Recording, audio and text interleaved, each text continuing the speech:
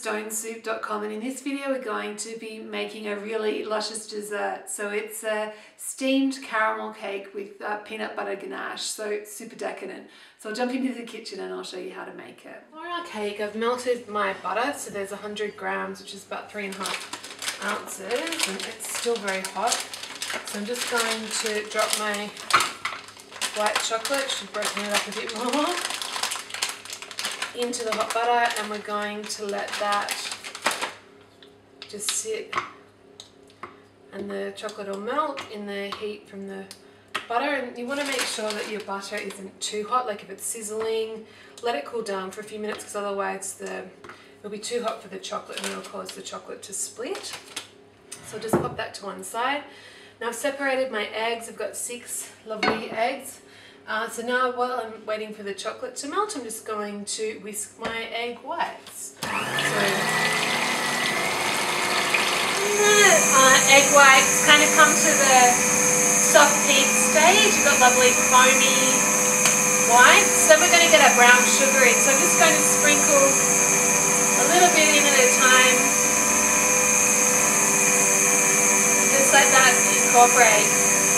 The brown sugar is going to help stabilise the foam, and it'll keep everything, your cake, nice and light.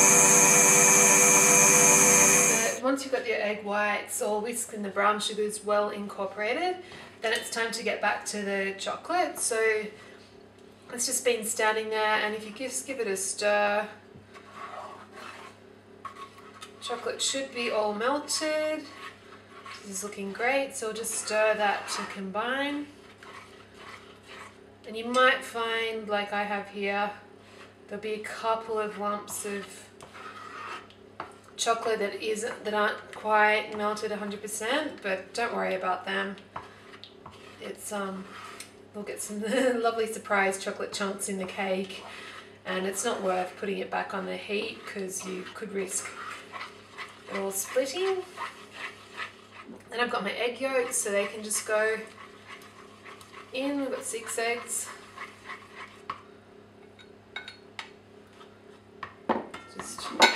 Just want to whisk that till it's combined.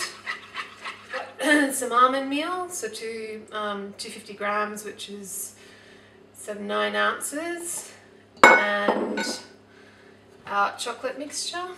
So just put that in with the egg white.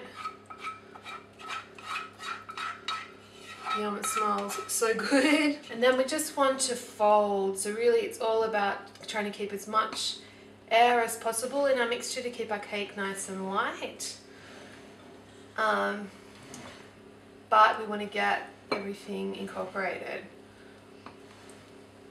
So when it's pretty much combined, you can't see any kind of streaks of almond meal, don't worry about getting it completely homogeneous.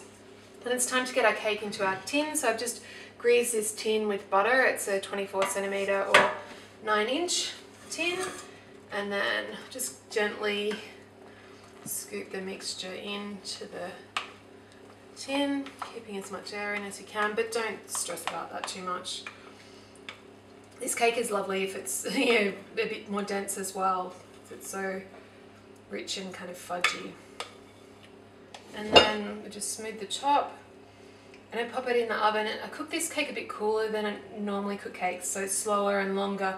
Because it's got so much sugar in it, it tends to caramelize and burn quite easily. So I'm just cooking it at 160 C, which is about 350 F, and we'll leave it in for about an hour.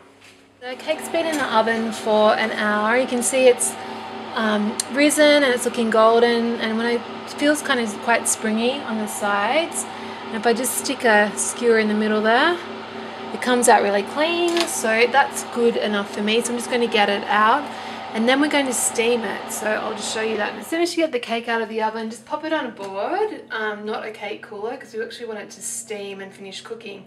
So I've just got a plate I've popped upside down on the top, and then we're just going to let it cool down, and the plate's going to trap the steam, and it's going to just keep the cake really moist and lovely. So if you enjoyed this recipe, really encourage you to come on over and visit my blog. It's thestonedSoup.com, and if you sign up for email updates, you'll get a free e-cookbook filled with video recipes just like this one. So really hope to see you soon.